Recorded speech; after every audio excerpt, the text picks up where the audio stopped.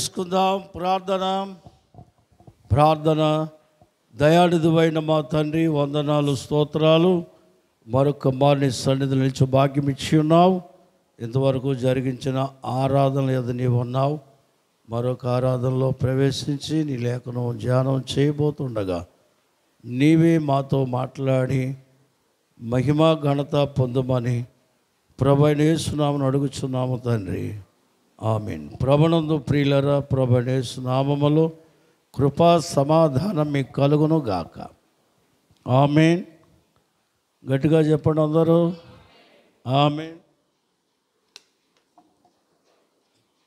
మీరు కనీసం 9కి 10కి ముగిస్తున్నాం. ఒక గడువుని వాక్యాన్ని ధ్యానం చేసుకుందాం. ప్రియులరా, మరి ప్రకటన గ్రంథము 20వ అధ్యాయము, ప్రకటన గ్రంథము 20వ అధ్యాయము 7-8 వచనాలు. అమ్మా, 1000 సంవత్సరములు గడిచిన తర్వాత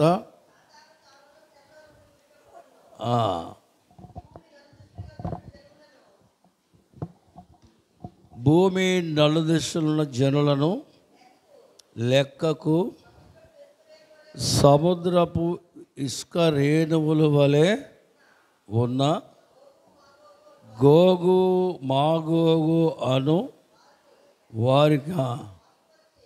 వారిని మోసపరచి వారిని యుద్ధమునకు పోగు చేయుటకై వారు బయలుదేరును. దేవునికి స్తోత్రం. మీ అందరికీ మరొక మరణ తెలియజేస్తున్నా. ఇవాళ 8 సంవత్సరాలు అయిపోయినాయి. ఎన్ని సంవత్సరాలు? 20వ అధ్యాయంలో 6వ వచనం కల్లా అయిపోయినాయా? ఇప్పుడు మనం పుట్టలో ఉన్న పామును బయటకు తీసినట్టుగా అగాధములో ఉన్న అపవాదిని బయటికి, వాడు ఎంత కోపంతో వస్తాడో ఆ కోపమంతా దేవుడు కాబట్టి భరించాడు, కానీ మనమైతే భరించలేము. ఏళ్ళని సువార్త విన్నవారి కొండు తీర్పు రక్షకానా, 1000 ఏండ్లని సువార్త విన్నవారి కొండు తీర్పు రక్షకానా. ఎన్ని సంవత్సరాలు వారు సువార్త విన్నారు? ఎవరు లేకుండా భూమి మీద అన్యాయము, అబద్ధము, మోసకారైన సాతాను లేకుండా ఎన్ని సంవత్సరాలు విన్నారు సువార్త? 1000 సంవత్సరాలు సువార్త విన్నారు వారందరూ. అబ్బా, ఎంత సంతోషం, ఎంత ఆనందమో! దేవునికి స్తోత్రం. అందులో మనం టీచర్స్గా ఉందాం, లెక్చరర్గా ఉందాం, ప్రిన్సిపల్గా ఉందాం, ప్రొఫెసర్స్గా ఉందాం. ఆ కాల ప్రజలందరూ మన బోధలు వింటూ హాయిగా, ఆనందంగా, ఉత్సాహంగా ఉంటారు. 7 సంవత్సరాలు వారు బోధ విన్న తర్వాత సజీవుల తీర్పు. ఏ తీర్పు చెప్పండి? అంటే 1000 సంవత్సరాలు అయిన తర్వాత ఈ భూమి మీద ఉన్న వారందరికీ ఒక తీర్పు జరుగుతుంది. ఆ తీర్పు ఏంటంటే, యేసుక్రీస్తు యొక్క బోధనను అత్తుకున్న వాళ్ళు ఎవరు, యేసుక్రీస్తు బోధనని వ్యతిరేకించే వారెవరో అప్పటి వారికి తెలియదు. ఎందుకు తెలియదంటే, మోసకారైన అపవాది లేడు గనక. ఇప్పుడు అపవాది బయటకు వస్తున్నాడనే సంగతి ఆ కాలములో ఉన్న వారికి వినబడుతుంది. అప్పుడు వారు ఏం చేస్తారు? ఎవరు గురువుగారిని వెతుక్కుంటారు. అందుచేత ఈవేళ ప్రభువును అత్తుకునే వాళ్ళు ఎవరు, అత్తుకోకుండా ఉన్నవారెవరో తెలియజేసేదే సజీవుల తీర్పు. రెండవ కొరింథీ పత్రికలో 5వ అధ్యాయము 10వ వచనం చదువుకుందాం అందరం. సజీవులు తీర్పు. ఒకసారి నోటితో చెప్పండి, మీ నోటితో చెప్పండి, వినబట్టలా. రైట్, చెప్పండి, చదవండి. తాను జరిగించిన క్రియలు చప్పున అవి మంచివైన సరే సరే ప్రతి వాడును క్రీస్తు న్యాయపీఠం ఎదుట దేవునికి స్తోత్రం. ప్రియులరా, ఈరోజు ముందుగా అపవాది విడుదల పొందేటప్పుడు సజీవులు తీర్పు జరిగింది. ఏ తీర్పు? దాని తరువాత వచ్చేది అంత్య తీర్పు. ఏ తీర్పు అది? అంత్య తీర్పుకు ముందు ఏ తీర్పు జరిగింది? ఎవరికి జరిగింది? 1000 సంవత్సరాలు ఎవరు సువార్త విన్నారు? అందువల్ల ఈ 20వ అధ్యాయములో 7వ వచనంలో సాతాను విడుదల అని మనం చూస్తాం. ఎవరు విడుదల? లెక్కింపలేనంత సమూహమును వాడు సమకూర్చుకోగలుగుతాడనే సంగతి ఇక్కడ మనం చూస్తూ ఉన్నాం. 1000 సంవత్సరాలు సాతాను లేక విడుదల అని మనం చూస్తాం. కాబట్టి ఇక జనాలు ఎలా ఉంటారట? దేవునికి స్తోత్రం. ప్రభునందు ప్రియులరా, వారు సముద్రపు ఇసుక వలె అని రాయబడింది. ఇక్కడ మనం చూస్తే సాతాను యొక్క ఆలోచనలు, సాతాను యొక్క ప్రయత్నాలు, చివరి ప్రయత్నం దాని బలాలన్నీ ఒడుతున్న కాలాన్ని మనం చూస్తాం. అయితే ప్రియుల గబగబా నేను మాటలు చెప్పాడు. ఆదామవలు సాతాను మాట అంటే ఎన్ని సంవత్సరాలు దేవునితో సహవాసం చేశారు, దేవుని మాట విన్నారు, దేవుని స్వభావం కలిగిన వారుగా వారు ఉన్నారు. వారు ఎలా ఉన్నారు అని అంటే, దేవుని మాట వినేటప్పుడు మనం చదువుకున్నట్లు వాక్యములో, విలాప వాక్యములు 4:7 దాని గనులు శుద్ధమైన హిమము కన్నా వారి పాల కంటే తెల్లని వారి పగడముల కంటే వారి దేహకాంతి నీలం వంటిది, అట్టివారి ఆకారములు బొగ్గు కంటే నలుపాయను. దేవునికి స్తోత్రం. అంటే సాతాను మరి దేవుడు ఆయన ఇచ్చిన స్వాతంత్ర్యాన్ని బట్టి మౌనంగా ఉండడం వల్ల సాతాను వారిని ఏం చేసింది? ఇన్ని సంవత్సరాలు బోధించినా కానీ మాయోపాయంగా, కపటోపాయంగా వారిని ఆకర్షించింది. వారిని పాడు చేసినట్లుగా మనము గమనించగలము. దేవునికి స్తోత్రం. హల్లెలూయా. చూడండి, దేవుని యొక్క బోధ మనం చూద్దాం. ఆదికాండము 2:16 ఆ పండు తినదినమన నీవు చచ్చుదువని అక్కడి నుండి మనం కింద చదువుతాం. దేవునికి స్తోత్రం. ఎవరి బోధ ఇది? దేవుని బోధ. 1 తిమోతి పత్రిక 6వ అధ్యాయములో మొదటి నుండి మనం చూస్తే పౌలు గారు ఏమంటారో చదవండి. ఏమంటారో 6వ అధ్యాయము 1వ వచనం నుండి చదువుకుందాం. దేవుని నామమును ఆయన బోధయు, దేవునికి స్తోత్రం. ఆరంభములో ఆయన నామమైన బోధ, ఆయన బోధ దూషింపబడకుండా ఉండాలి. కానీ అపవాది ఏం చేసింది చెప్పండి? ఇప్పుడు అపవాది యొక్క బోధ ఆదికాండం 3వ అధ్యాయము 4వ వచనం మనం చూస్తే, అందుకు సర్పము, మీరు చావనే చావరు, మీరు వాడు తినేది మీ కన్నులు తెరవబడతాయి, మీరు దేవతలు అయిపోతారు, గొప్పవాళ్ళు అయిపోతారని బోధించింది. దేవుని బోధ బాగుందా, దయ్యం బోధ బాగుందా? గట్టిగా చెప్పాలి సార్ మీరు. ఇన్ని సంవత్సరాలు దేవుడు చెప్పినా, దేవుని చూసినా, దేవుని స్వరాన్ని విన్నా వీరు ఎవరు బోధన ఆకర్షించారు? మనం కూడా ఆదివారం వరకు వాక్యం విన్నా, ఎన్ని చేసినా మనం ఏం చేస్తాం? చర్చిల్లో మేధావులు ఉంటారు, వాళ్ళు వాక్యం వినరు, ఎప్పుడు మాట్లాడుకుంటూ ఉంటారు. మన స్వస్థాలు వాళ్ళు ఉదయకాలం చెప్పా, సీనియర్స్ అందరికీ ముందే వేస్తాం కుర్చీలు, సీనియర్ స్త్రీలందరూ వెనక కూర్చుంటారు. ఇక వాళ్ళు మీటింగ్ పెడతారు, వాక్యం వినరు. స్వస్థాల్లో దెయ్యాలు వదిలేస్తాం, దెయ్యాలను పట్టుకొని ఇంటికి వెళ్తాయి కదా. ఎందుకంటే ప్రార్థన చేయాలా, వాక్యం వినాలా, సమయం ఎవరి సమయం ఇది?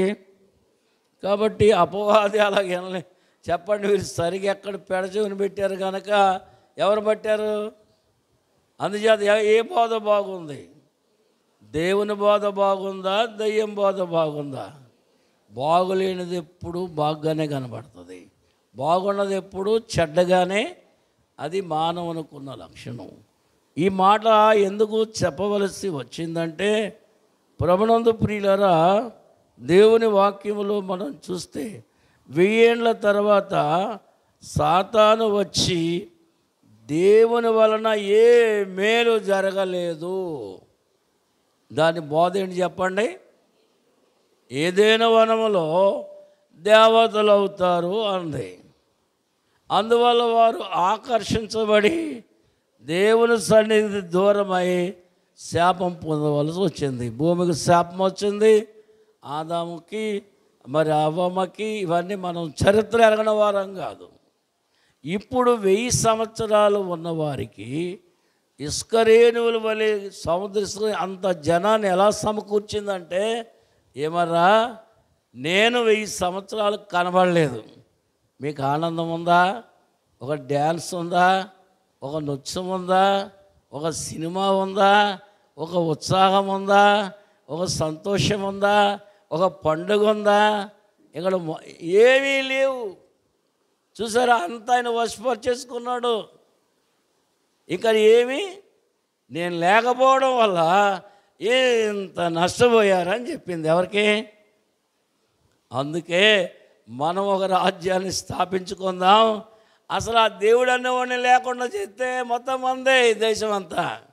రండి యుద్ధానికి వెళ్దామంటే వీళ్ళందరూ కూడా ఎవరి జట్టులోకి వెళ్ళిపోయారు. మీరు కూడా వెళ్ళిపోతారా ఏంటి అలాగా? ఇప్పుడు దాకా బాగున్నా కదా. చెప్పండి, ఈ అబద్ధం మాట చెప్పండి. ఏమంటారు కొంతమంది, ఈ హిందూ పండుగలు వచ్చినప్పుడు ఏముంది, అక్కడికి వెళ్ళి ఒక సవాకు ఉందా, వడపప్పు ఉందా, ఒక అప్పం ఉందా, ఒక గారు ఉందా, బూర ఉందా, అట్టు ఉందా, బట్ ఏమీ లేదు. ఆ పాస్టర్ గారు వస్తారు, 2 మాటలు చెబుతారు, మనం ఇంటికి వెళ్ళి ఏంటి బ్రతుకు? అది బాగుంది కదా. అపవాది అక్కడ వాళ్ళని మోసగించింది, బయటికి రాగానే ఎవరిని మోసగించింది? అమ్మ బాబోయ్ జాగ్రత్త, మిమ్మల్ని మోసగిస్తాడు ఎవడో పక్కనే ఉన్నాడు, నీ చెక్కకి చేరాడు, మెలుకోగనుండండి ప్రియులారా మీ మీద, మెలుకోగనుండండి ప్రియులారా మీ మీద. గనుక ప్రభునందు ప్రియులారా, 1000 సంవత్సరాలు వీళ్ళు ఎందుకు మౌనంగా ఉన్నారు అని అంటే, ఈ 1000 సంవత్సరాలు వీళ్ళకి ఇటువంటి ఆధిక్యత ఎందుకు వచ్చిందంటే, 7 ఏండ్ల శ్రమలో యూదులైన వారికి అన్ని జనాంగమైన వారు సహాయపడ్డారు. ఆ సహాయం పడినందున 1000 సంవత్సరాల్లో వారు హక్కుదారులుగా ఉన్నారు. ఎలా ఉన్నారు చెప్పండి మీ నోటితో సరే? హక్కుదారులుగా ఉండనిచ్చాడు దేవుడు. అయితే ఇప్పుడు వారి యొక్క స్థితి చూడండి. దావీదు కీర్తన 18:44 చదువుతారు ఎక్కడైనా? 18:44 44వ వచనం. నాకు నా మాట వారి చెవిని పడగానే ఏమైపోతారు? దండమండి, మన్నా తండ్రి గారు, నమస్కారం అండి, మీరు బాగా చేస్తారండి, చాలా మంచి వాళ్ళని విధేయులైపోతారట. చదవమ్మా. అన్యులు నాకు లోబడినట్లు ఏం చేస్తారమ్మ? ఇప్పుడు ఇదంతా నటన. 1000 సంవత్సరాలు నటించారంట వాళ్ళు. ఎన్ని సంవత్సరాలు? ఓరి బాబురే, 7 సంవత్సరాలు ప్రభు తెలుసా? తెలిసి వీళ్ళందరూ కానీ ఏమనలా ప్రభు. ఆయన ప్రేమ కలిగిన వాడు. ఎవరిని వెళితిపరచడానికి ఇష్టమో ఒక్క సాతాను తప్ప ఆయనకు విరోధి ఎవరు లేరు. కాబట్టి ఎన్ని సంవత్సరాలు నటించారు? సంగమా, నేను వచ్చి 31 ఏళ్ళు. ఇంతకీ మీరు బైబిల్ మిషన్ వారా, బైబిల్ మిషన్ వారని నటిస్తున్నారా? చెప్పండి. బైబిల్ మిషన్ వారని నటిస్తున్నారా? చెప్పాలా? దేవుని స్తోత్రం. ఇక్కడ మనం చూస్తే అపవాది తన యొక్క ఆలోచనలు, తన యత్నములు ఎవరి మీద పెట్టుకుంది? అందుకే పౌలు అంటాడు 1 కొరింథీ 7:30లో, లోకపు నటనలు గతించును. లోకపు నటనలు వాటికి చరిత్రలు ఉండవు. చదవాలా?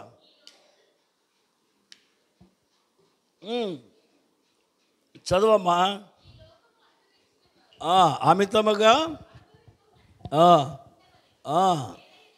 ఆలయనగా ఈ లోకపు నటన గతించుచున్నది. దేవుని స్తోత్రం.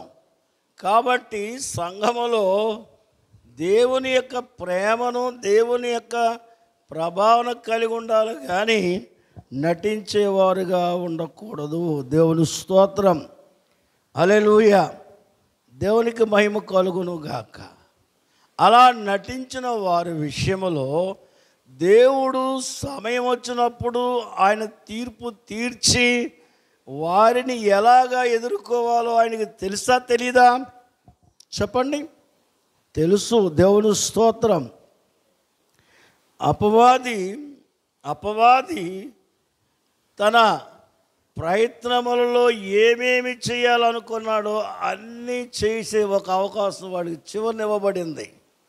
ఈ సువర్ణ అవకాశం చూసారా? మళ్ళీ మోసగించాడు, కానీ దేవుడి అవకాశం ఇచ్చాడు.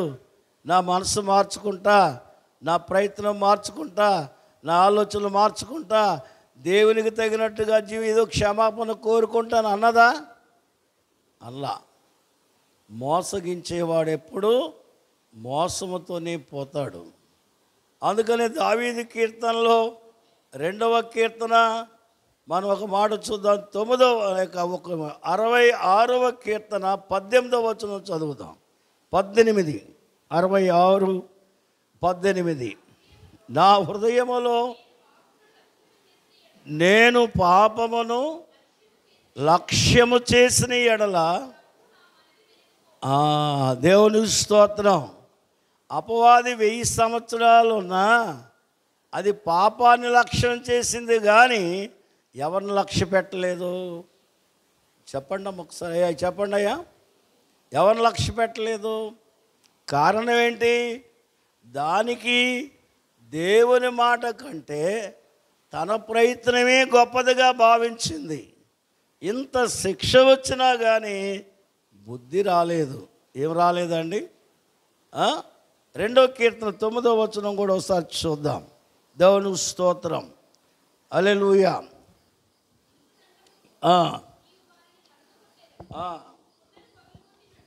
కుండను పగలగొట్టినట్లు వారిని ఏం చేస్తున్నాడు ఆయన? ముక్క చెక్కలుగా పగలగొట్టెదవు. అంటే వారి ప్రయత్నాలన్నీ పాపముతోనే, అలాగే బలహీనతతోనే ఎదుర్కొనే బలహీనలో మనం. ఆయన పరిశుద్ధత ఎదుట ఏదీ నిలవనేరదు, ఏదీ దాగనేరదు, ఏదీ జయం పొందదు. దేవుని స్తోత్రం. అందువల్ల ఇక్కడ మనం చూస్తే ఈ 1000 ఏండ్ల కాలములో శరీర సంబంధమైన ఆ కాలంలో కూడా సంతానం ఉంది. ఆ కాలంలో కూడా ఎవరికంటే పెళ్లి కుమార్తెగా ఎత్తబడిన సంఘానికి మినహాయిస్తే భూలోకంలో వారు ఆనాడు యూదులు ఉంటారు, ఇతరులు ఉంటారు. వారు కూడా ఏముంటుంది? సంతానము ఉంటుంది. అంటే వారు దేహ సంబంధమైన రీతిగా ఉంటారు. అందువల్ల మనం చూస్తే సాతాను భూమి మీద భేదములు పుట్టించేవాడుగా ఉన్నాడు. ఇప్పుడు ఏం పుట్టించాడు? పాప ఫలితాల గురించి ఆలోచించిన అవసరం లేదు, నేను మీకు తోడుగా ఉన్నానని అపవాది పలు విధాలుగా అనేకులని మోసగించేవాడుగా మనం చూస్తాం. దేవునికి స్తోత్రం. ఇక మనం చూస్తే గోగు. చెప్పండి, గోగు ఏంటది? గోగు ఏమంటుంది? గోగు అంటే జీవోజీ. చెప్పండి, గోగు. ఇక్కడ ఒక మాట మనం చూస్తాం. పరిశుద్ధ గ్రంథములో మొదటి దినవృత్తాంతములు 5వ అధ్యాయము 4వ వచనంలో రూబేను సంతతి నుండి ఒక ఆయన ఉన్నాడు. ఆయన పేరేంటి? గోగు అని రాయబడింది. చూడండి కావాలంటే. దేవుని స్తోత్రం, హల్లెలూయా. ఈ గోగు అనేవాడు ఎలా కనిపిస్తున్నాడు అంటే, ప్రియులరా, పాలస్తీనా దేశంలో పాలస్తీనా దేశానికి విరుద్ధమైన భావాలు కలిగిన వాడుగా, లేక విరోధమైన యుద్ధాలు కల్పించు అధిపతిగా ఉన్నాడు ఈ గోగు అనేవాడు. అందువల్ల మనం చూస్తే ఎహెజ్కేలు గ్రంథములో, ఎహెజ్కేలు గ్రంథము 38:2వ వచనాన్ని ఒకసారి చూద్దాం. నరపుత్రుడా, మాగోగు దేశపు వాడైన గోగు అనగా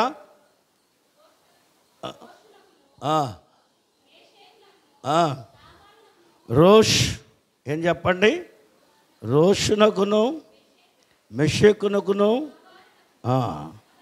అధిపతి. దేవుని స్తోత్రం.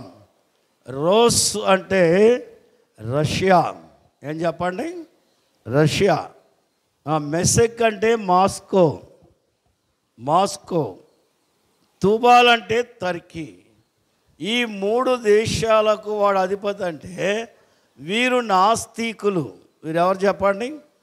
దేవుడు లేడు అనండి ఒకసారి. ఎవరు చెప్పండి?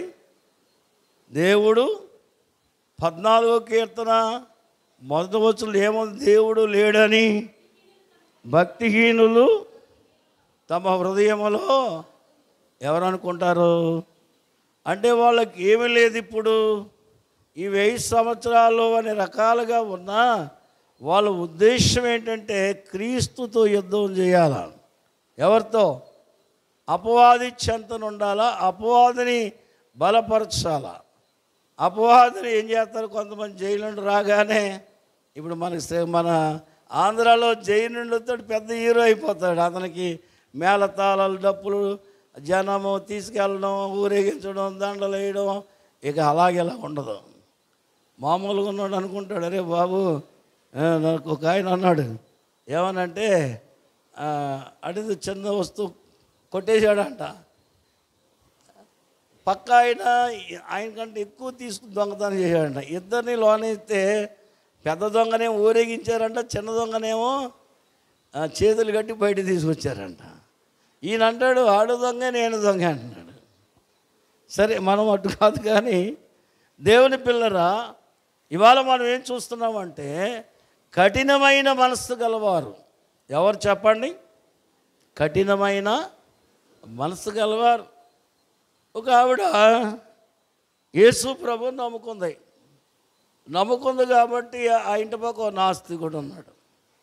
ఆ నాస్తికుడు అడిగాడంట, ఏమని?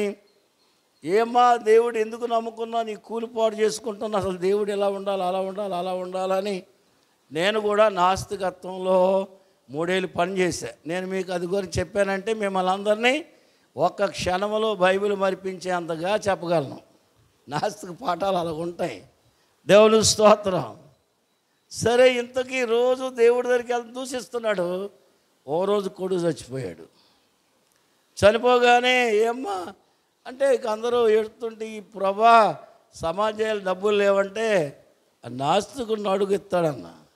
అవయ్యా ఆయన పేరు చెప్తేనే తిడుతున్నాడు, ఇప్పుడంటే లేదు ఇల్లు అన్నాడంట. వెళితే ఇక వెంటనే మరి నేను చెప్పినట్టు చేస్తే డబ్బులు ఇస్తాను, అలాగే చేస్తాను, కానీ సమాధి పెట్టి మీద ఏమని రాయాలి? దేవుడు లేడు అని రాయాలి. అలాగే ఒప్పుకుంది ఆవిడ. డబ్బులు తెచ్చుకుంది. ఈయనతో పాటు 10 మందిని పిలుచుకున్నాడు. అందరం తెరే కావున మన మతంలో చేర్చుకున్నాం అన్నట్టుగా వెళ్ళాడు. అందరు నిలబడ్డారు. ఆ పెట్టి మీద ఈ వాక్యం ఉంది. ఏమని? దేవుడు కింద ఏమని ఉంది అని బుద్ధిహీనులు అనుకుందురు అందంట. ఏమో అలా రాసావేంటి అన్నారంట. అవును సార్, మీరు చెప్పినట్టు పైన ఏమో రాశాను, మరి కింద ఏమో రాశాను. కాబట్టి ప్రియులారా 39 యెహెజ్కేలు గ్రంథములో మళ్ళీ మనం మొదటి వచనం చదువుదాం. మొదటి వచనం. దేవుని స్తోత్ర.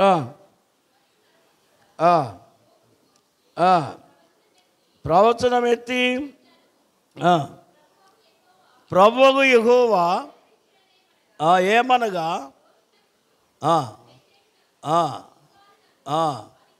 అధిపతి అయిన గోగు నేను నీకు ఏమై ఉన్నాను?